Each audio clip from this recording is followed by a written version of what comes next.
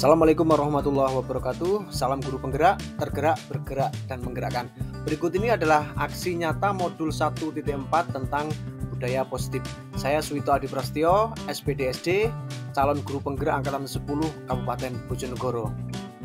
Latar belakang dari aksi nyata ini adalah lingkungan sekolah yang positif belum sepenuhnya tercipta karena belum dipahaminya dengan baik konsep budaya positif oleh seluruh warga sekolah. Karena konsep budaya positif belum dipahami secara baik, maka perlu dilaksanakan aksi nyata dalam bentuk pengimbasan pemahaman agar segera terwujud budaya positif di sekolah. Tujuan aksi nyata ini adalah 1. Meningkatkan pemahaman warga sekolah tentang budaya positif. 2. Terbentuknya motivasi intrinsik pada murid melalui pembuatan keyakinan sekolah atau kelas. Tolak ukur dari aksi nyata ini adalah yang pertama, terlaksananya diseminasi pemahaman budaya positif di sekolah. Yang kedua, terciptanya keyakinan kelas melalui kesepakatan yang dilakukan wali kelas dan murid.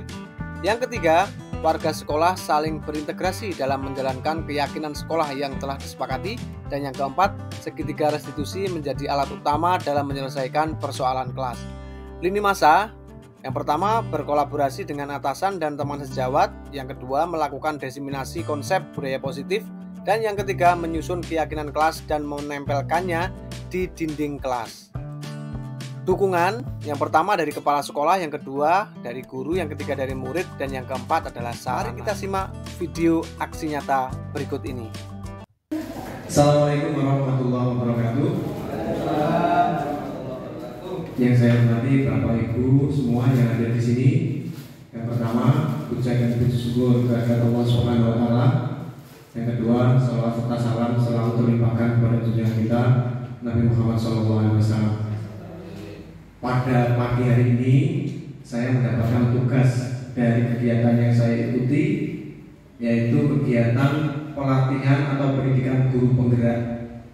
Guru penggerak itu selama 6 bulan dan sekarang sudah berjalan 3 bulan, dan ini adalah termasuk salah satu dari kegiatannya, termasuk dari salah satu tugas yang harus saya lakukan, yaitu melakukan aksi nyata modul 1.4 tentang budaya positif. Jadi nanti ini harus minimal 1 jam jenengan mirenake, nek basa halusnya mirenake yang akan jenengan semua. Pokoknya diikuti sampai nanti 1 jam ke depan. Siap nih? Siap. Siap. Materi yang ada di sini itu materi yang saya ambil dari materinya guru penggerak, jadi gak ada yang saya tambah-tambahi atau gak ada yang saya kurang-kurangi.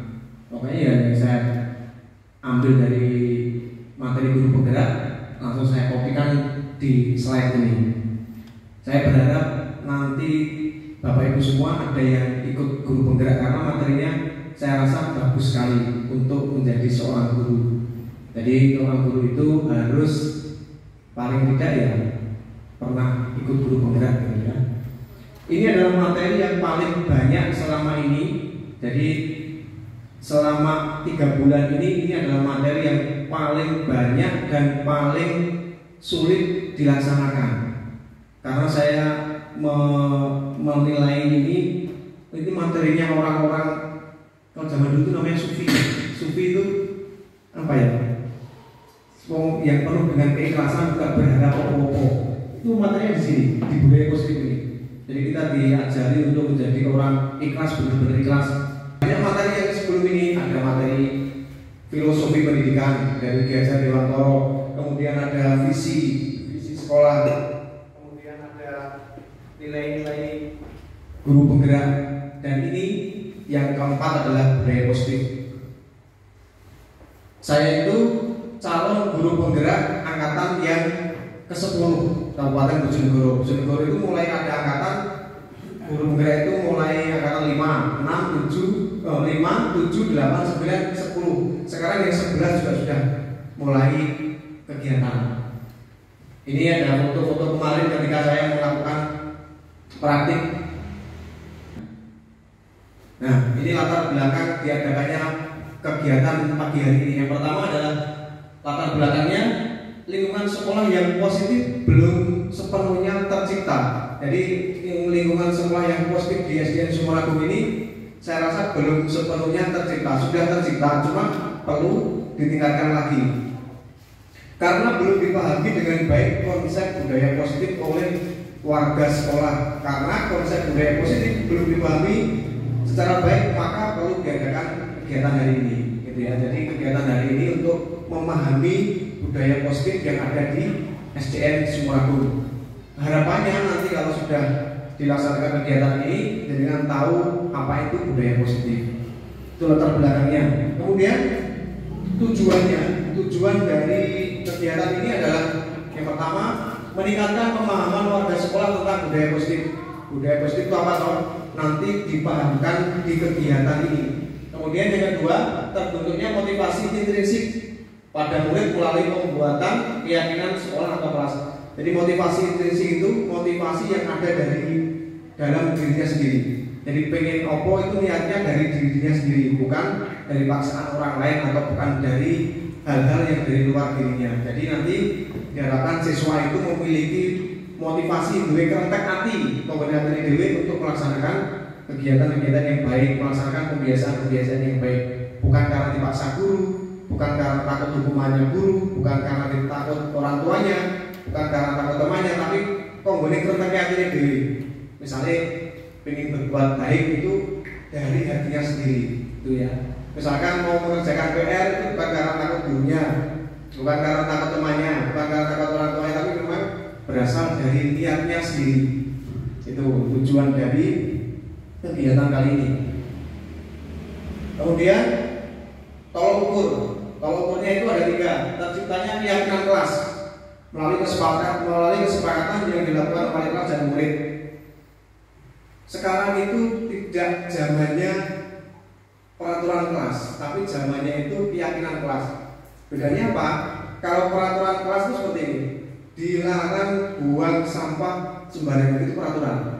Biasanya murid-murid diatur mungkin sendiri dapat yang ini malah buai biasanya. Diganti dengan apa? Keyakinan kelas. Diganti dengan apa? Diganti dengan kebersihan lingkungan seperti itu. Jadi bukan kata-kata dilarang ya, tapi langsung kebersihan lingkungan. Jadi misalkan ada siswa yang nanti buang sampah sembarangan, kemudian dipanggil, kamu melanggar apa? Saya tahu melanggar kebersihan lingkungan Pak. Nah itu setelah itu nanti dicari solusinya. Jadi sekarang itu gak usume peraturan kelas. Apa sekarang usume? Keyakinan kelas. Ada kejujuran. Jadi kalau ada siswa yang beri guru itu berarti dia melanggar kejujuran itu. Ada tanggung jawab, jadi kalau ada siswa yang tidak mengerjakan PR, berarti dia melanggar keyakinan kelas itu. Dan keyakinan kelas itu dibuat bukan dari satu sisi. Jadi gawini keyakinan kelas ini kudu musyawarah dengan murid. Omong-omong bisa penting ini. Kira-kira keyakinan kelas apa? Keyakinan kelas, misalkan kelas 6 ya. Keyakinan kelas 6 itu apa? Disusun bersama murid. Nanti kalau dilanggar keyakinannya itu ada konsekuensinya. Ada pemecahan masalahnya, ya. Jadi masalahnya dipecahkan, kemudian dicari jalan yang baik seperti itu, nggak langsung dihukum. Kemudian tolok berikutnya adalah warga sekolah saling berintegritas dalam menjalankan keyakinan sekolah yang telah disepakati. Kalau sudah punya keyakinan kelas 1, 2, 3, 4, 5, 6, nanti ada keyakinan sekolah juga. Jadi keyakinan itu dibicarakan dengan murid, dengan guru, wali kelas, nanti dijadikan acuan dalam melaksanakan kegiatan budaya positif. Jadi dari kelas menjadi keyakinan kelas. Apalagi misalkan tanggung jawab, kejujuran, kesehatan. Seperti itu loh. Kita melarang murid untuk merokok misalkan, atau mungkin harus memakai masker. Itu untuk apa? Untuk kesehatan. Jadi peraturan kelasnya kesehatan, apa keyakinan kelasnya kesehatan. Jadi misalkan ada murid yang masuk kelas tanpa menggunakan masker, dan waktu itu berarti dia melanggar keyakinan kelas, yaitu kesehatan. Seperti memakai helm, itu keyakinannya apa? Keselamatan. Orang kok bawa helm itu untuk di polisi atau mungkin tidak di gendong polisi, tapi takut kalau jatuh sampai kepalanya terbentur aspal misalnya. Jadi siswa itu atau guru juga tahu keyakinan kelas itu fungsinya untuk apa, gitu ya. Bukan hanya larangan-larangan saja, gak boleh buang sampah sembarangan, gak boleh mendirikan sana, gak boleh bantah boleh. Kalau dilarang-dilarang seperti itu namanya peraturan kelas, bukan keyakinan kelas. Kemudian yang ketiga, segitiga restitusi menjadi alat utama dalam menyelesaikan persoalan kelas. Saya baru tahu segitiga restitusi ya di guru penggerak ini. Jadi ketika siswa itu ada yang melakukan kasus bocah sehingga kasus misalnya gak gara PR misalnya, itu kan permasalahan ya. Jadi guru harus menyelesaikannya dengan segitiga restitusi. Dia ada 3 langkah.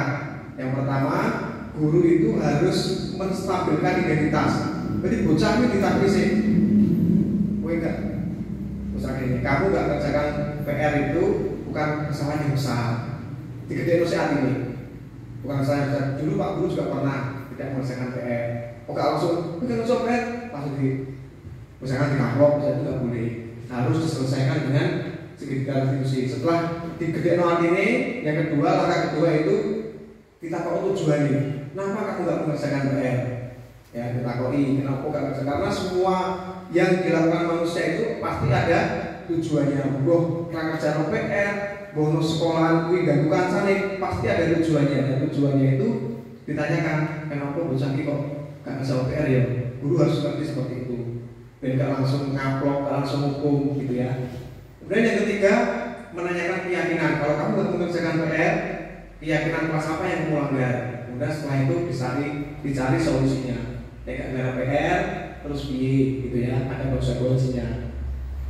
Kemarin saya sudah melaksanakan mempraktikkan ada satu anak yang saya suruh ego gak kerja PR. Jadi saya melakukan segitiga restitusi, tak isi.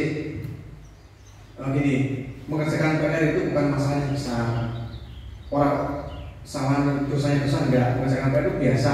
Siswa tidak mengerjakan PR itu biasa karena bocah ada salah untuk mengikuti. Lagi kalau sekolah tidak kewenangan besar. Mengerjakan PR itu bisa ya. Pokoknya ada domain guru nih. Mengerjakan PR bocah tambah don bocah nih. Tak isi mengerjakan PR ini biasa nih Pak Gubrik kawan SLR. Itu langkah pertama, digedein nanti ini. Kemudian langkah kedua, ditakoni tujuannya, tanya tujuannya. Kenapa kamu nggak kerjakan PR? Ternyata malamnya itu dia membantu ibunya nata makanan selamatan, ngiwangi nopo-nopo, apa jenenge, nopo jajan dan lain-lain. Bar itu jajan kuwi dhek lali ora kerja apa turun. Nah, itu alasan sebab itu kita harus tahu. Kadang-kadang bocah dengan PR sedangkan bocah sing ora iso angel padahal di rumah seperti itu kayak iwangi buane gitu ya. Sebut tanya seperti ini, tanya tujuannya apa, kerjakan PR, alasannya apa. Kemudian digedein oleh hati ini. Iya, mama saya jadi kamu, mungkin saya juga akan kerjakan PR mungkin. Bahkan kamu masih mau berangkat sekolah padahal mau aku sosok biar dia orang ke sekolah mau gak bisa PR di guru ini. Digedein oleh hati ini. Kemudian yang terakhir ditanyakan keyakinan kelasnya. Ayo keyakinan kelas apa yang kamu langgar, kamu kerjakan PR? Tanggung jawab Pak. Ya berarti dia melanggar keyakinan kelas yaitu tanggung jawab. Kok piye nek umpama NPR nek mbok kerja apa ora? Kerjakan Pak. Ora dikokoni ibumu piye? Nanti saya kerjakan PR itu sebelum membantu ibu. Akhirnya dia mempunyai solusi sendiri. Nah, itu namanya guru yang baik melakukan segitiga restitusi, ya. Kemudian berikutnya lini masa berkolaborasi dengan atasan dan teman sejawat. Kemudian yang kedua melakukan diseminasi konsep budaya positif termasuk sekarang ini. Yang ketiga menyusun keyakinan kelas dan menempelkannya di dinding kelas. Nanti Bapak Ibu semua ini harus bisa membuat keyakinan kelas di dinding kelas masing-masing. Misalkan apa kejujuran, tanggung jawab, kebersihan lingkungan, apalagi ya patuh pada guru itu, membuat keyakinan kelas. Ini lini masanya. Kemudian berikutnya dukungan untuk melaksanakan kegiatan apa tadi? Aksi nyata itu adalah yang pertama kepala sekolah, kemudian guru, kemudian murid dan sarana. Jadi untuk melaksanakan pembuatan keyakinan kelas tadi harus ada dukungan ini, kepala sekolah, kemudian guru, kemudian murid, dan sarana-sarana itu alatnya. Misalkan ada kertas untuk menulis sarana itu, untuk menulis apa itu keyakinan kelas itu, atau mungkin banner dan lain-lain. Itu termasuk sarana, spidol itu. Saya pernah membuat ini Mas di Payungan, membuat keyakinan kelas, membuat poster-poster tulisan-tulisan gitu. Cuma Payungan itu kemarin kan literasinya sama dengan sini kan, literasinya seperti itu kemarin. Sini yang dapat apa itu namanya bos kinerja, Payungan dapat Joni Sumuragung. Kemudian berikutnya ini perubahan paradigma belajar. Ini ada permainan ini yang saya syuting kemarin, saya foto kemarin. Ini Alumni dan Rahel. Alumni menggenggam tangannya, Rahel berusaha membuka. Kemudian coba Anda bayangkan bahwa Anda menyimpan sesuatu yang sangat berharga di dalam tangan Anda. Jadi kan misalkan menyimpan sesuatu yang sangat berharga bagi kehidupan Anda di tangan Anda perlu menjaga benda tersebut sekuat tenaga. Karena begitu pentingnya untuk kehidupan Anda. Jika ada teman Anda yang mencoba dengan segala cara untuk membuka kepalan tangan Anda dengan membujuk, menghardik, mengintimidasi, memarahi, menggoda, menggelitik, bahkan menawari Anda uang agar bersedia membuka kepalan tangan Anda, apakah Anda mau membukanya? Sesuatu itu unik sekali. Belum nggak teman-teman? Kalau membuka, umpama sesuatu itu diambil, Anda sudah selesai. Kayak kiamat misalkan, kiamat bagi Anda.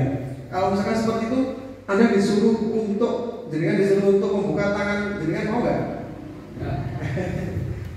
Nggak mau ya? Mau nggak? Mestinya nggak mau.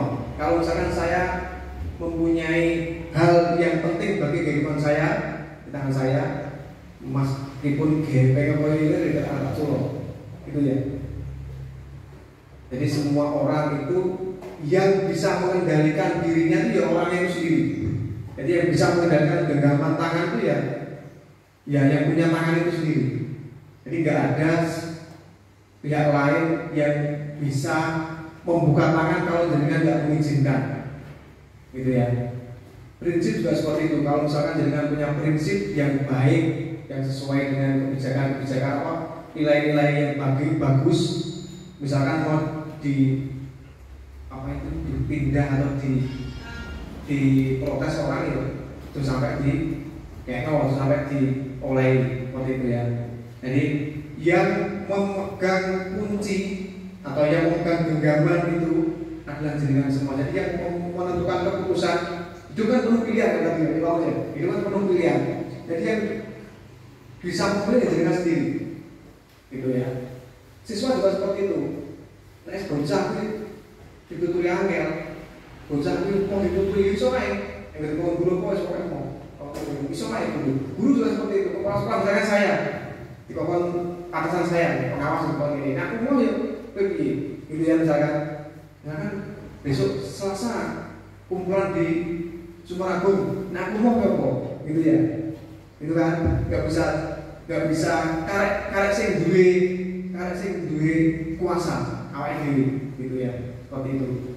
Yang misalnya boleh murid itu, anakku tak sekolah Sumaragung ke apa? Masa di rayu sing SD liane atau mungkin lembaga liane ya kaiser. Itu berarti keputusan itu ada di tangan kita sendiri, gitu ya. Kalau misalkan anak itu mau diarahkan guru, siswa itu mau diarahkan guru karena dia mengizinkan dirinya untuk diarahkan. Misalnya bocah kuwi sesuk dikon topi, dia gelem, berarti dia mengizinkan awake untuk diatur oleh gurunya. Ngomong gak gelem ya, piye gak gelem misalnya, suruh pilih rambut topi, kan jangan sampai piye gurunya. Diberi topi, coklat kan so. Nah seperti itu ya. Jadi sesuatu atau keputusan itu kita sendiri yang menentukan, gitu ya. Apakah Anda akan membuka kepalan Anda? Misalkan tidak, apa alasannya? Karena itu sesuatu yang penting bagi saya. Jadi siapa yang memegang kendali membuka atau menutup kepala? Dia yang punya tangan, kemudian raiso. seperti itu ya. Itu perubahan paradigma belajar. Kalau dulu itu tidak seperti itu, pokoknya murid apa jadi guru, kan ngono berbeda ya. Abang ijune murid pokoknya apa jadi guru, enggak, tidak. Abang ijune murid karena murid diri.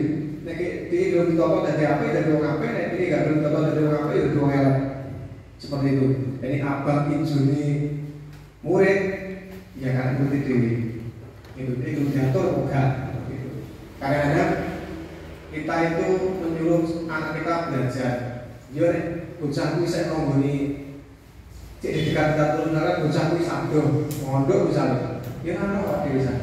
Ya karena dulu tok. Kumpul jadi sampai kan ya. Jadi dia itu siswa itu atau murid itu atau anak itu menentukan dirinya sendiri yang menentukan dia mau kemana. Masa cilik itu kadang-kadang ngatur ya bisa apa-apa dhewe itu. Terus aku dhewe sing ngatur itu. Kemudian ini ilusi-ilusi yang selama ini kita yakini benar ternyata salah. Ini menurut psikiater dan pendidik yang namanya Dr. William Glasser. Itu dalam kontrol teori kemudian hari berkembang dan dinamakan choice theory, merumuskan beberapa miskonsepsi tentang makna kontrol. Dulu kita menyangka guru itu bisa mengontrol murid. Ternyata itu ilusi. Itu hanya ilusi ya. Pada dasarnya kita tidak dapat memaksa murid untuk berbuat sesuatu jika murid tersebut memilih untuk tidak melakukannya. Misalkan PNI kerja no, nek muridnya gak kerja no kok guru ini paling dukung. Nek muridnya tetap mau ya ora iso kerja no. Jadi kita itu sebenarnya nggak bisa memaksa murid. Yang bisa memaksa murid ya dirinya sendiri, gitu ya. Iki mulane langsung aku ngambil cawe mulai guru penggerak terus ngelakon ini. Berarti murid guru ya, teman-teman guru bapak ibu guru atau murid kerja no. Wah, ini budayawan, budaya udah mulai, kita biarkan. Karena saya yakin saya nggak bisa kontrol mereka. Berarti yang bisa kontrol ya dirinya sendiri. Dan saya sudah meyakini bahwa kalau di sini semua orang guru ini memang sangat akan seperti itu. Jadi jangan semua ini guru. Ya guru, saya yakin kalau guru itu sudah dieskan Gusti Allah atau bupati, sudah ditakdirkan Gusti Allah dari guru itu wis apa ya? Dididik ilmu. Tak kira ya soal KPKP.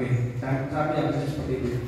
Jadi ya seperti ini, kita nggak bisa kontrol siapapun. Guru tidak bisa mengontrol murid sebenarnya. Yang bisa kontrol ya muridnya sendiri itu. Sama kepala sekolah juga nggak bisa kontrol guru. Yang bisa kontrol siapa? Ya guru sendiri mau.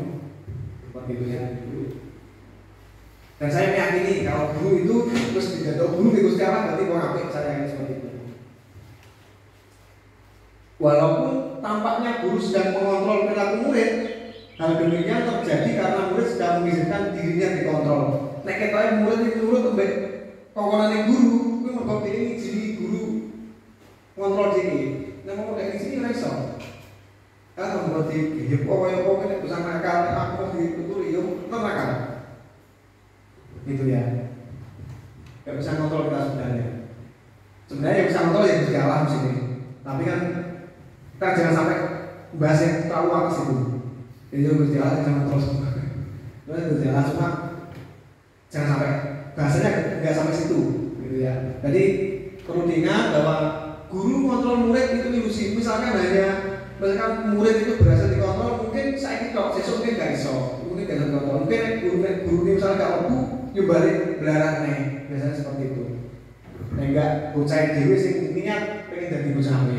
Kemudian yang kedua, ilusi bahwa semua penguatan positif itu efektif. Contoh dibujuk dalam bentuk kontrol. Dibujuk, dibujuk misalkan, dibujuk gitu, dirayu misalkan. Oh aneh, itu jenenge kowe bisa ngoperan terus, itu aneh permen. Itu sebenarnya hanya ilusi. Karena tidak dari dalam dirinya sendiri anak itu bisa nurut. Mergo permen, mergo dia. Nek gak permen gak dia itu balik naik. Ini kayak bocah niat pengguna awalnya pengen jadi bocah itu. Iso. Istilah juga nolak seperti itu ya. Kemudian ilusi bahwa kritik dan membuat orang merasa bersalah, dapat menguatkan karakter kadang-kadang. Saya sendiri aku seneng gawe merasa bersalah. Berarti bocah di sekolah pun digolong sampai jog, misalkan sampai luar negeri, buane atau bapaknya tapi orang mangan, berarti bocah langsung merasa bersalah itu juga gak baik. Bocah ini jadi gak percaya diri, kemudian jadi merasa bersalah. Aku salah berarti. Dan ini di sekolah yang ini kok bapak guru sampai sedih piye, misalkan seperti itu juga gak baik seperti itu. Kok bocah jadi akhirnya kayak bersalah bocah ini. Malah bahaya seperti itu. Itu lebih bahaya itu daripada hukum. Kok bocah ini nanti itu dari psikopat ya. Bocah yang menang tapi mentalan. Maka yuk kok disalahno. Misalnya ya kuwi kae buane misalkan kuwi sampai adoh langsung bocah kuwi salah-salahno. Akhirnya bocahnya jadi bocah sing gak percaya diri. Jadi kalau ada seperti itu ya jangan dibuat mereka merasa bersalah. Selesaikan dengan baik.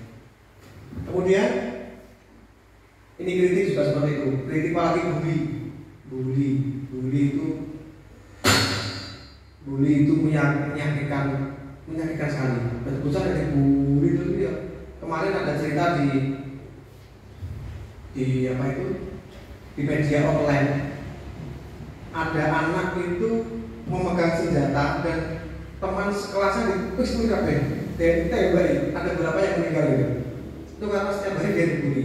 Dia menang deh, makanya soal lawan dia menang ya. Tapi begitu dia dapat kesempatan memperoleh senjata, satu kelas ditembaki dan dia tidak pernah bersalah. Mergos kadung ngempet dibully terus. Saya juga pernah melalui seperti itu. Aku dibully tahu, biar mulanya saya tuh tahu sakitnya dibully. Orang kok mergo aku mungkin dibully, aku balas dendam, masa bully enggak. Itu harus putus di saya. Aku dibulikan saku gak penak, aku mau bully. Mau bulikan saku aku gak penak.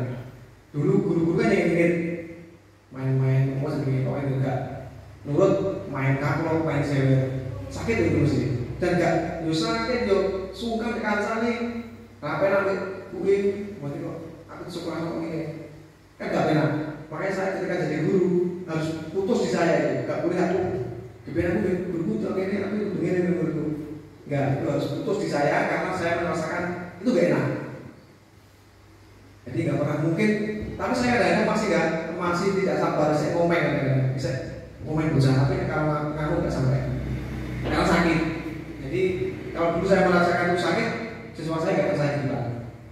Ilusi bahwa orang dewasa memiliki hak memaksa. Kita selama ini meyakini wong gede kuwi iso maksa bocah-bocah cilik. Tidak. Ketok itu iso, tapi sebenarnya kalau dia nggak mau juga bisa. Gitu ya. Apapun yang dilakukan dapat diterima selama ada sebuah kemajuan berdasarkan sebuah pengukuran yang bisa pada saat itu pula orang dewasa akan menyadari bahwa perilaku memaksa tidak akan efektif. Karena dipaksa kena saiki sesuk balik naik. Gitu ya. Itu ilusi-ilusi yang kita yakini selama ini benar ternyata salah. Ada 4 ini. Kemudian berikutnya ini perubahan paradigma belajar. Kalau dulu kita meyakini realitas atau kebutuhan kita sama, murid kebutuhannya podo kabeh, main ngulangi podo, cara bilang podo. Padahal sebenarnya kebutuhan mereka berbeda-beda. Contoh kayak cita-cita misalkan, kelas sama nggak? Beda. Ada yang pengen jadi tentara, ada yang pengen dagang dan lain-lain. Jadi itu artinya kebutuhan setiap orang itu beda, memperlakukannya juga beda. Karena bocah sing seneng dilus, enek seneng rondo di kata saiki, iya sing rondo kita harus bisa membedakan sesuatu bagaimana. Senengannya piye gitu. Ini yang keyakinan-keyakinan dulu, ini keyakinan-keyakinan yang sekarang. Semua orang melihat hal yang sama. Dulu meyakini seperti itu. Ternyata setiap orang memiliki gambaran yang berbeda. Orang kabeh gambarannya podo, berarti beda. Yang diangan-angan di otaknya beda. Yang ketiga, kita mencoba mengubah orang agar berpandangan sama dengan kita. Oke, siswa kudu nurut aku ini, siswa kudu nurut ini. Itu dulu. Sekarang apa? Kita berusaha memahami pandangan orang lain tentang dunia. Misal seperti ini, saya itu nggak bisa memaksa jenengan untuk hormat kepada saya. Saya punya keyakinan seperti itu. Jadi saya itu tidak akan dan tidak akan pernah memaksa jenengan untuk hormat ke saya. Yang bisa saya lakukan adalah saya bisa memaksa diri saya untuk menghormati jenengan. Itu nggak mungkin, nggak ngarang bisa memaksa jenengan. Pokoknya bukannya pakai kudu hormat ya aku. Tidak akan saya lakukan itu, karena saya tidak akan bisa. Yang bisa saya lakukan adalah saya memaksa diri saya untuk menghormati jenengan. Itu yang saya bisa lakukan. Nek bocah ngono. Nek wong dia ngono. Berarti aku pokoknya maksa wong seneng aku ora iso. Gak bisa. Tapi saya harus memaksa diri saya untuk hormat orang lain, senang kepada orang lain, nanti gak gampang cenderung lah seperti itu. Dan itu ya yang bisa kita lakukan adalah kita memaksa diri saya untuk baik kepada orang lain. Nek memaksa orang lain baik kepada kita, nggak bisa. Kalau dari roti, bro, si kain HP yang baru rasa HP, awak dia malah kecewa. Lebih baik kita memaksa diri kita untuk baik kepada orang lain saja. Ini yang berikutnya, perilaku buruk dilihat sebagai suatu kesalahan. Zaman dulu, pokoknya nggak sekolah, nggak gara PR, berarti bocah belajar seperti itu. Tapi kan tidak semua seperti itu. Semua perilaku memiliki tujuan seperti tadi. Ketika tidak mengerjakan PR, bukan karena dia anak yang tidak bisa diatur, tapi karena membantu orang tuanya di rumah. Gitu ya. Jadi nggak semua kesalahan itu adalah buruk atau perilaku buruk itu kesalahan, bukan. Belum tentu. Kita cari tahu dulu tujuannya apa. Bocah misalnya nganu kancane atau mungkin bodoh kancane, ya jangan kita langsung ponis, oh bocah, jangan seperti itu. Kita cari tahu dulu, mungkin di rumah dia kurang perhatian, atau mungkin dia di rumah kurang kasih sayang, tidak punya teman, atau mungkin di rumah dia sering dijauh ibunya sehingga di sekolah dia seperti itu. Jadi harus kita cari tahu dulu penyebabnya. Kemudian orang lain bisa mengontrol saya. Ini salah ya. Yang bisa mengontrol saya sendiri. Hanya Anda yang bisa mengontrol diri Anda. Berarti wong mengontrol aku ya iso. Misalnya omane wong sih. Jadi ketentuan ngeres dino salat ping 5 kadang bisa ping 4 bareng kan. Kayak iso kontrol ya. Mesti dari nek apa ya? Padahal itu kewajiban ya. Kadang-kadang saya mundur nih. Dan asal saja 5 web. Ini berarti kan gak ada yang bisa kontrol kita saat dia nyawat diri. Masa ada gue, bantal masjid mereka ada, padahal aku pinggir masjid dia udah. Karena gak bisa kontrol. Tukang adan mereka gak bisa kontrol sholatku, saya bisa kontrol yang diri. Ya. Kemudian pemaksaan ada pada saat bujukan gagal. Nek bocah diraih gak nek dipaksa. Itu pandangan yang agak kurang benar ya. Sebetulnya apa? Kolaborasi atau konsensus menciptakan pilihan-pilihan baru. Misalnya bocah gak kena ngomong ini, ngomong ini. Misalnya bocah ditulis matematika gak kena, diajari matematika gak kena, mungkin dia suka pelajaran lain, mungkin olahraga, atau mungkin nari, atau mungkin nyanyi. Kita harus membuat pilihan-pilihan yang lain. Karena kita biasanya kan bocah pokoknya sekutu pintar matematika. Dan dalam matematika berarti pintar. Bukan seperti itu. Kadang-kadang saya itu kasihan anak-anak yang dipaksa orang tuanya untuk hal-hal yang tidak sesuai dengan keinginannya. Itu ya. Kasihan kadang-kadang. Ada cerita itu ketika saya mau berangkat sekolah baca cerita. Baca apa? Lihat di YouTube, di podcastnya siapa itu? Itu ada anak yang dipaksa orang tuanya untuk belajar pelajaran matematika atau MIPA. Pokoknya di komputer sekolah gimana? Ternyata anak itu sebenarnya dia suka olahraga. Akhirnya dia depresi, umur 15 tahun kena apa itu? Narkoba dan meninggal di umur itu. Aneh-aneh. Umpomo, jadi kan tahun Lionel Messi ya? Messi pemain Belgrade urip nang Indonesia. Berarti kebal-balan tidak oleh. Kebal-balan sinau matematika, sinau IPA. Padahal sebenarnya bal-balan. Malah jadi rapati bal-balan nang Indonesia karang aku. Mergo dipaksa, mau seneng lagi bal-balan tidak oleh. Kon sinau matematika IPA, sinau matematika IPA ora nyandak ora iso. Senengane bal-balan, kayak iso bal-balan, kayak iso IPA gitu, kayak matematika. Itu kalau kita sampai salah memaksa itu. Ini yang terakhir, model berpikir menang kalah. Oke, bocah kudu nurut gak aku, kalah lo bocah. Yang baik adalah berpikir kok menangin, gurunya menang, murid menang, gitu ya. Berarti kalau sampai pengen ngalah lo bocah, atau pengen ngalah kancane, atau pengen ngalah misorane, saya menang kamu, bahagia kamu lah. Kalau orang bilang itu win-win solution, berarti menang karo nih, itu jangan sampai ada yang mengalahkan. Berikutnya, disiplin positif. Disiplin positif.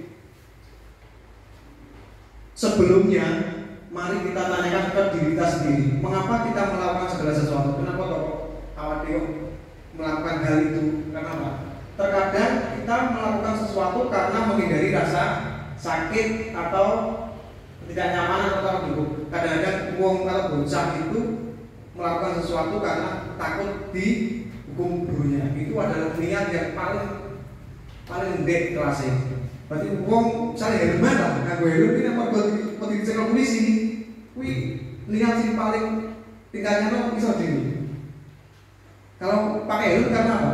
Takut kalau jatuh maksudnya. Itu kan yang bagus seperti itu. Orang mau polisi.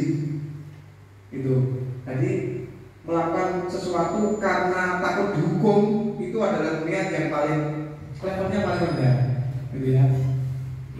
Kadang-kadang ini kita juga melakukan sesuatu untuk mendapatkan apa yang kita mau, untuk dipuji orang lain, untuk dipuji atasannya, untuk mendapatkan hadiah, untuk mendapatkan uang. Nah, ini levelnya dua tapi saya bisa. Jadi misalkan melakukan sesuatu mergo pengen dipuji orang, itu adalah level yang kedua. Ya kalau melakukan sesuatu pengen dipuji orang itu berarti dia dipuji dari orang, akhirnya kan jelek. Terus budal wisu misalnya, atau mungkin bocah kuwi menggarap PR misalnya, ambil gurunya lagi gak dikoreksi. Ada kan seperti itu. Mesti godoh ngerjakan PR, mergo tidak di apa jenenge pengen oleh biji guru lagi kan pernah seperti itu. Mesti gua PR nomor sesuk pengen biji HP, terus HP baru gurunya lagi ora biji. Kecewa kan? Kecewa. Kalau niatnya ini dapat biji, ini dapat nilai, ini kecewa. Tapi yang niatnya sebagai kalau kerja guru patuh, tapi guru tanggung jawab kerjaan ya wis seperti itu. Ya jadi bukan karena dapat pujian orang lain, memang karena keyakinan yang sudah kita yakini. Kerjaan PR itu tanggung jawab, tapi kerjaan PR berarti ya wis tanggung jawab seperti itu. Gak usah menunggu pujian atau senyuman dari orang lain, gitu ya. Benar-benar dilakukan kelas dari hatinya sendiri. Untuk mendapatkan hadiah misalnya. Melakukan sesuatu karena dapat hadiah ya orang hadiah orang oleh tiwas apa jadi ngelakoni orang hadiah ini kecewa, akan menjadi kecewa kita. Tapi kalau kita niatkan melakukan sesuatu itu karena ikhlas dari dalam diri kita, itu tidak akan mudah kecewa. Ini yang terakhir yang bagus ini. Terkadang kita melakukan sesuatu karena kita menghargai diri kita sendiri, jadi memantaskan diri. Misalkan bocah sekolah di kongkong garap tugas misalnya. Kalau dia menghargai dirinya sendiri, dia kerjakan tugas, mau jadi bocah, mau jadi belajar. Kalau ada tugas jadi kerjakan. Buah di tolong buah orang, nek bocah pengen pintar, yo kerjakan tugas. Bukan karena lo lemah pemberi guru nih, bukan karena lo lemah pemberi kancane atau orang tua nih. Kita juga seperti itu, melakukan sesuatu itu ya memang karena memantaskan diri. Nek guru ini pansing ini, nek kepala sekolah ini pantas ini itu ben pantas nanti. Kita kan sudah di SK jadi guru, di SK jadi kepala sekolah pantas ini. Bukan karena faktor lain. Orang pergi pengawas, pergi kepala dinas. Itu kalau sampai melakukan sesuatu karena ini dipuji pengawas, itu akan mudah kecewa. Biar pengawasnya memuji, dan enggak, akhirnya kecewa. Yang kita lakukan semua itu karena untuk memantaskan diri. Masuk lagi ya, di sini penggawean ini pantas lah di kepala sekolah. Itu. Kemudian berikutnya disiplin. Disiplin itu kalau zaman dulu mana disiplin yang salah? Disiplin itu tata tertib. Disiplin itu teratur, salah. Disiplin itu kepatuhan pada aturan, juga salah. Disiplin itu hukuman, salah juga. Disiplin itu ketidaknyamanan. Kan dari disiplin agak nyaman, ya, disiplin itu salah sebenarnya. Disiplin itu sebenarnya menurut Ganjar Dewantoro, disiplin adalah kita mewajibkan diri dengan sekeras-kerasnya. Disiplin dari diri yang memiliki motivasi internal. Berarti misalkan saya mempunyai cita-cita dari pemain sepak bola, berarti saya harus memantaskan diri untuk menjadi pemain sepak bola, ya. Latihan lari, latihan nendang bola, latihan passing, latihan nyabut penalti. Nah itu mendisiplinkan diri dari bukan karena dipaksa orang lain, bukan karena dipaksa gurunya, bukan karena dipaksa orang tuanya. Nah itu jadi pemain bal-balan, dikentek hati pemain bal-balan, berarti untuk pintar nyagruk, untuk pintar pelayu seperti itu, untuk memantaskan dirinya menjadi pemain sepak bola. Kalau misalkan jadi guru misalnya, dulu jadi guru, yuk dipantaskan diri untuk jadi guru, bukan karena takut orang tuanya, takut gurunya, takut siapa. Itu menurut Ganjar Dewantoro. Kemudian menurut orang luar negeri, arti dari kata disiplin adalah belajar, bukan teratur, bukan. Tapi arti kata disiplin adalah belajar. Disiplin diri dapat membuat seorang menggali potensinya menuju kepada sebuah tujuan mulia. Jadi menjadi pemain bola, disiplin latihan, disiplin lari, disiplin makan makanan sehat, seperti itu. Dari dalam dirinya sendiri, bukan paksaan dari orang lain. Itu disiplin. Disiplin itu adalah mewajibkan diri sekeras-kerasnya sesuai dengan keyakinan kita. Tentunya keyakinan yang baik, bukan patuh pada aturan, bukan. Nah ini nilai-nilai kebajikan universal. Nilai-nilai kebajikan universalnya adalah nilai-nilai kebajikan yang tidak memandang suku, memandang daerah. Kira-kira kata-kata jujur itu kanggo agama kowe apa ya? Bagus ya. Jujur itu kanggo agama Islam, orang agama kowe jujur iki apik. Berarti itu namanya nilai-nilai kebajikan universal. Siapapun bisa menerima jujur. Tanggung jawab juga seperti itu. Meskipun agamane apa atau bahkan ambil agama, nek wong tanggung jawab ya disenengi wong. Nek dirasa bisa mandiri, bernalar kritis, berkebinekaan global, bergotong royong. Ini adalah nilai-nilai kebajikan dari profil pelajaran Pancasila. Beriman, bertakwa pada Tuhan, mandiri dan lain-lain. Kalau ini nilai-nilai kebajikan universal untuk petunjuk hidup, peduli, penawaran, bekerjasama, keberanian, pengetahuan, usaha, ini adalah nilai-nilai kebajikan. Ya, nilai-nilai kebajikan yang diterima oleh siapapun, maka apa itu di sini? Cuma siapapun. Itu namanya nilai-nilai kebajikan universal. Dan nanti kalau kita sudah meyakini misalkan saya ini jadi orang yang peduli, nanti itu harus kita perjuangkan, harus kita disiplinkan. Nenek wong, ya nulung, ya dijak omong dan lain-lain. Itu namanya kita yakin pada nilai peduli itu bagus. Jadi kita harus melakukan ini, harus disiplin untuk melatih diri agar peduli. Kalau kita punya keyakinan ini, kalau kita misalkan punya keyakinan keberanian, ya untuk latihan wani, ini cocok untuk tentara-tentara untuk wani. Jadi untuk meyakinkan diri, memaksa diri untuk berani. Dan ini adalah nilai-nilai kebajikan universal. Jadi kami berharap atau saya berharap semua punya nilai-nilai kebajikan universal yang ada pada dirinya sendiri. Biar kita jadi orang baik. Ya, kita punya pengen jadi orang yang jujur, misalnya. Bagus. Kita harus disiplin, memaksa diri untuk jujur.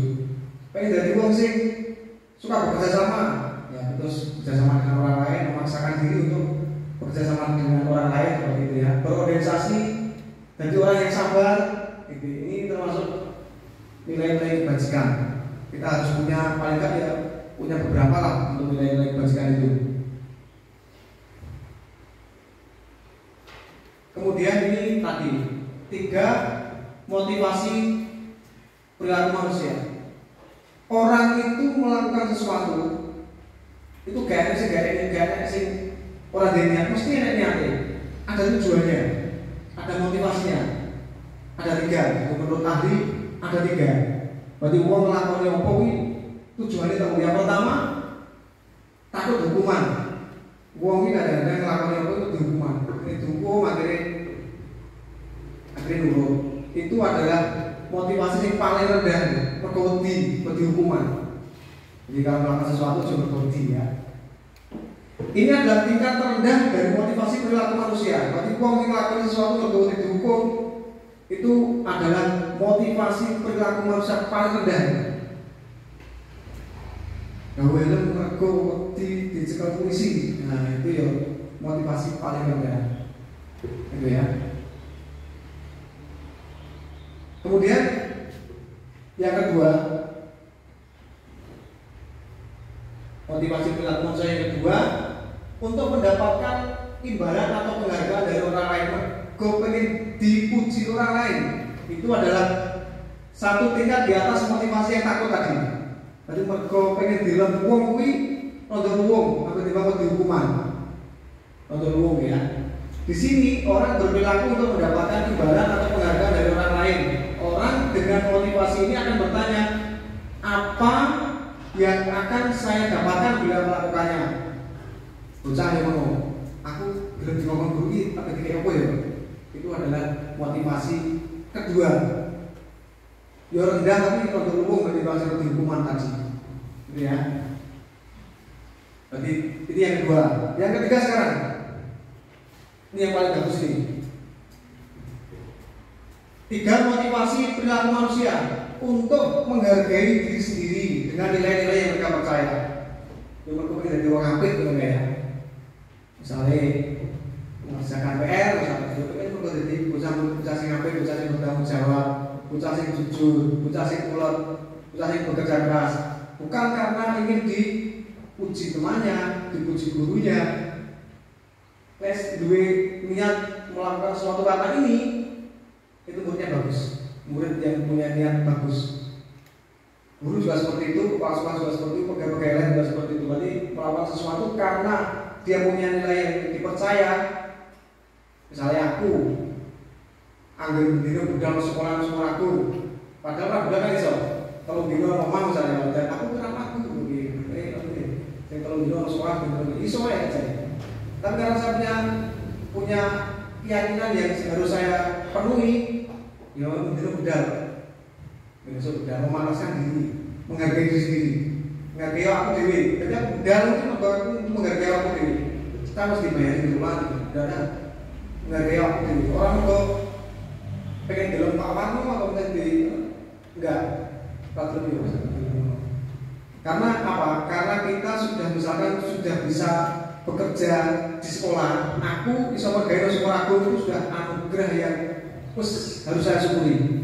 Meskipun gak dalam uang wis ora rapat demi belum orang kayak aku iso bendino budal sekolah aku tapi kanca-kanca guru ini bocah-bocah wis anugerah yang luar biasa yang sudah saya syukuri guys. Gak usah di kelompok pengawas atau dengan Pak Kadin, terus gak sampai ke situ.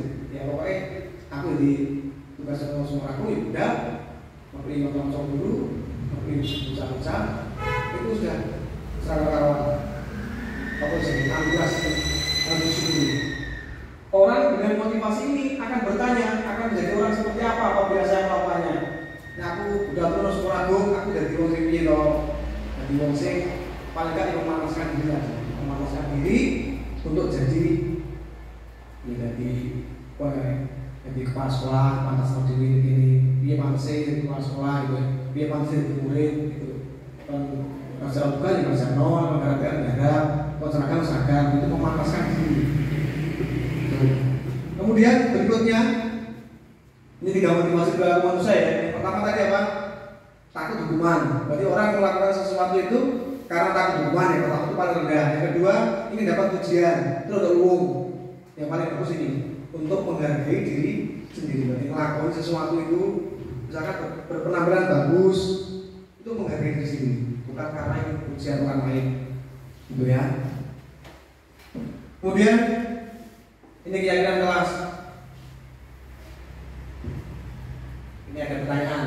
Mengapa kita memiliki peraturan tentang penggunaan helm pada saat mengendari kendaraan roda 2 atau motor?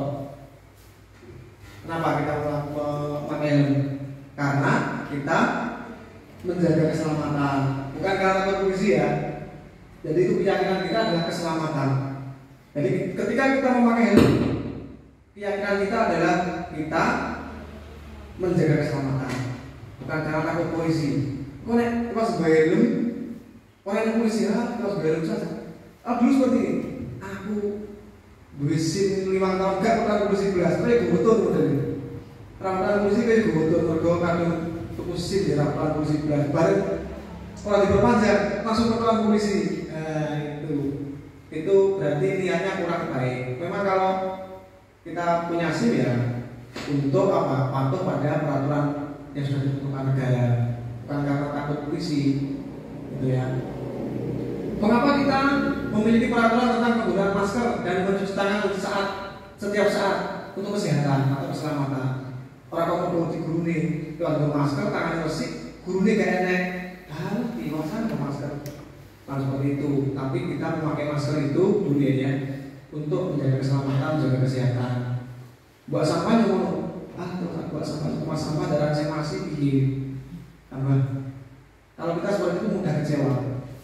Kalau kita menggantungkan sesuatu yang kita lakukan karena pujian orang lain, itu kita mudah kecewa. Yang melakukan sesuatu kebaikan yang untuk dirinya sendiri dan memuaskan dirinya sendiri. Itu. Jadi kita membuat keyakinan keras nanti bukan dilarang apa ya? Dilarang merokok misalnya, dilarang, tapi jangan seperti itu, tapi kesehatan, keselamatan, tanggung jawab, tujuan gitu ya. Kalau membuat keyakinan keras. Kemudian berikutnya, ini tadi sudah keyakinan keras ya. Nilai-nilai keselamatan atau kesehatan inilah yang kita sebut sebagai keyakinan. Ya, berarti kesehatan, kemudian keselamatan, kebersihan, kejujuran itu keyakinan. Kita buat seperti itu, bukan peraturan. Nah, ini tadi kan 3 motivasi orang melakukan sesuatu. Ada 3 alasannya, karena ada 5. Kebutuhannya uang itu menurut ahli ada 5. Berarti uang kebutuhannya uang ini jadi ahli ada 5. 1 untuk bertahan hidup, itu makan, berobat, ke rumah sakit itu untuk bertahan hidup, makan minum itu untuk bertahan hidup. Jadi orang makan itu untuk bertahan hidup. Kemudian untuk apa lagi ini? Kedua, kasih sayang dan rasa diterima. Ini love and belonging. Berarti orang melakukan sesuatu itu untuk mendapatkan kasih sayang dan diterima. Reuni keluarga, reuni termasuk ingin dapat diterima oleh anggota keluarga yang lain. Kalau reuni diundang undangan budal, itu berarti kasih sayang dan rasa diterima. Kemudian orang melakukan sesuatu itu kebutuhan, karena kebutuhan yang nomor 3 adalah penguasaan atau kebutuhan pengakuan atas kemampuan. Misalkan ada kepala sekolah misalnya, kepala sekolah kadang-kadang dia pengen menguasai kancane guru, ada yang pengen menguasai guru tak parentah ini, guru tak komponi guru orang misalnya. Kadang-kadang ada yang punya seperti itu, punya alasan melakukan sesuatu atau kebutuhannya pengen bisa menguasai wong. Atau mungkin guru kepada muridnya dia menunjukkan ini dan orang seperti ini ya. Berarti kadang-kadang kita tuh ingin berkuasa, Yang keempat, ingin kebebasan. Jadi orang melakukan sesuatu kadang-kadang ingin bebas. Seperti saya misalkan sepedaan tadi, pengen bebas untuk koma, orang koma ya pengen bebas masuk kalau ini sepedaan. Kadang-kadang pengen metu dewe, orang dewe juga naik. Bebasan. Bener ketika awal terus, jadi pengen metu dewe orang juga naik. Nah, seperti itu ingin bebas. Kadang-kadang orang seperti ada punya niat seperti itu. Yang kelima untuk kesenangan. Kita melakukan sesuatu untuk kesenangan. Misalkan apa? Untuk kesenangan itu ya melakukan hobi-hobi, misalkan apa ya? Ikut lomba kicauan burung misalkan. Nah itu kan juga termasuk kesenangan. Aku sepedaan atau mungkin sepak bola, atau mungkin bulu tangkis, itu untuk kesenangan. Jadi orang itu punya 5 kebutuhan dasar. Yang pertama kebutuhan hidup, bertahan hidup, makan, minum, berobat dan lain-lain. Kasih sayang, bagi tokoh keluarganya, bagi senangi keluarganya, bagi senangi bujuni, disenangi bapak ibu. Yang ketiga penguasaan, biar bisa menguasai orang lain. Kadang-kadang kan sih tim kaya, pengen jadi kepala sekolah, pengen jadi petinggi, pengen menguasai uang liya. Jadi niatnya apa nggak masalah ya, niatnya pengen menguasai sih nggak bener ya, jadi malah petakai. Yang keempat ini kebebasan. Kadang-kadang kita itu ingin bebas ya. Yang kelima kesenangan. Jadi melakukan sesuatu itu karena butuh kesenangan. Misalkan melakukan hobi mancing, bersepeda, berjalan, main game, goes dan lain-lain itu ya butuh kesenangan. Berikutnya 5 posisi kontrol guru. Guru itu punya 5 posisi kontrol. Yang paling buruk ini posisi kontrol yang paling buruk. Namanya penghukum. Berarti guru moro-moro tetek bocah salah dukung, takut-takut pokoknya dukung. Itu polisi yang paling kurang baik. Yang kedua pembuat merasa bersalah. Bocah itu nelongso, dilingkungan pane mergawe nado, pulang di apa sih badan ini kira tenanan bersalah ini kurang baik. Yang ketiga posisi sebagai teman. Kadang-kadang ada guru itu yang memposisikan siswa sebagai temannya ada. Ya, itu udah umum. Sing loro iki guru ini. Yang keempat itu pemantau. Tinggal-tinggal. Ayo, buat sama sembarangan hukumannya apa kene kae. Ayo carry. Dan sekolah carry, hukumannya apa? Itu pemantau. Dilingo kesalahannya, dilingo hukumannya, itu pemantau. Yang kelima yang paling bagus manajer. Orang hukum, orang milingo kesalahannya, orang gawe merasa bersalah tapi manajer cari solusinya. Kan coba nggak boleh. Kue delingo sepatu di kantor pengen apa, kok langsung piye delingone. Nah, itu manajer. Anak itu dibuat untuk menyelesaikan masalahnya sendiri. Bocah kuwi anggar melakukan kesalahan, berarti dia adalah pribadi yang gagal. Bocah anggar PN berarti dia pribadi gagal untuk tanggung jawab. Gagal untuk jujur, gagal untuk menyayangi temannya. Itu gagal. Itu dia langsung hukum, itu tambah teman gagal. Karena bocah misalnya belarang itu ya langsung duduk, cari dulu masalahnya apa. Kemudian kita sebagai polisi, sebagai manajer, bisa bocah itu dewi sih menyelesaikan masalahnya. Kemudian ini 5 posisi kontrol ya. Nah, sebagai penghukum itu langsung begini, patuhi aturan saya atau awas, itu hukum. Kayak pas-pas misalkan, ayo kita sampai ini awas, itu posisi yang paling rendah. Dengan hukum, orang-orang kaplok, kamu selalu saja salah, orang-orang berbeda, gak dicari dulu solusinya apa, masalahnya apa, langsung ngomongnya. Selalu, pasti selalu yang terakhir selesai. Bocah, nggak kabar, mesti kowe terus kabar. Itu posisi penghukum itu paling rendah itu. Ini yang kedua. Oh ini penghukum ini. Ada pertukaran.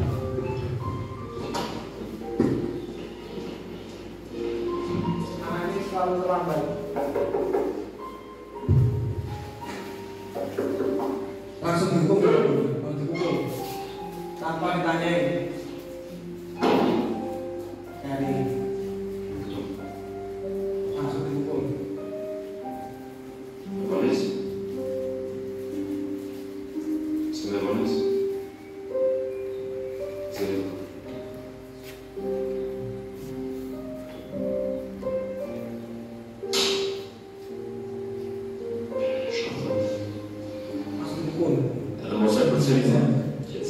Besok hari ini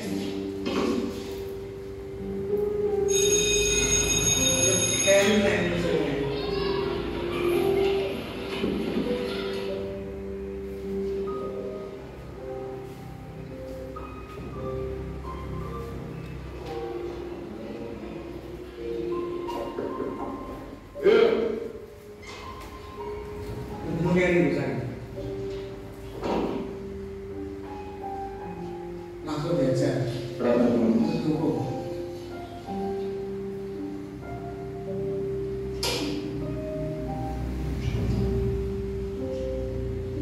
Besok terlambat lagi. Bahkan tangannya sampai diserahkan kepada gurunya.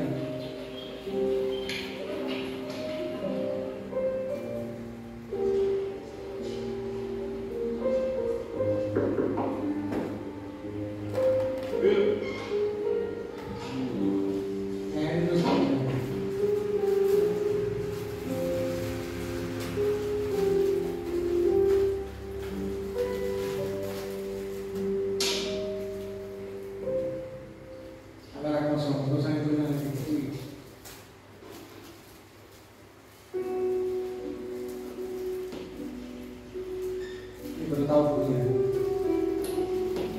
Ternyata dia itu punya orang tua yang sakit.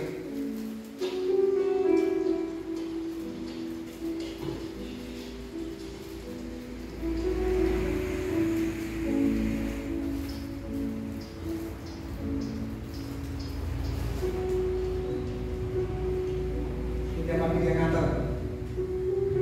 Dia ke sekolah sampai terlambat.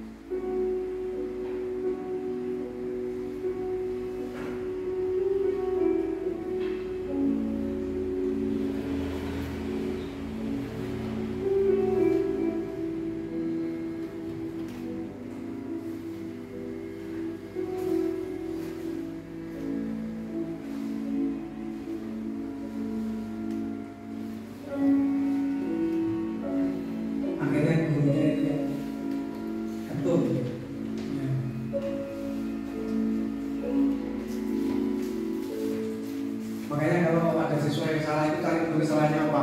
Belum tentu dia itu salah karena sengaja salah, karena ada suatu hal yang kita nggak tahu kan. Mulanya nenek guru izin gue, Pak mau aku kata takut, aku nanti datang takut. Pulang, Pak mau pulang gitu. Aku kata takut aku nanti. Agak tahu takut. Pasti ada tujuannya, ada alasannya pasti. Ini membuat merasa bersalah. Ibu sangat kecewa sekali dengan kamu. Berapa kali Bapak harus memberitahu kamu ya. Gimana coba kalau orang kamu tahu gitu. Ibu sakit bersalah. Ada yang kesana saya ini nolongsor di lenong gue. Ini yang ketika jadi teman. Biasanya ayo bantulah bagi Bapak ya. Ayo ingat tidak bantuan Bapak. Ingat tidak bantuan Bapak selama ini. Ya sudah kali ini tidak apa-apa, nanti bantu. Ini posisi guru berteman dengan siswanya. Ini lumayan baik. Cuma kadang-kadang bocah iki para guru liyane nek guru iki. Nek ditinggal guru iki belajar biasanya ngono. Kelemahannya seperti itu. Kalau kita menganggap teman itu sebagai murid, kalau murid itu sebagai teman seperti itu. Biasanya bocah juga nurut dengan guru iki. Itu ya. Itu sudah bagus sebenarnya, terus gak kotor, terus gak cengitan. Tapi ya tadi bocah kadang-kadang sampai guru-guru gitu ya.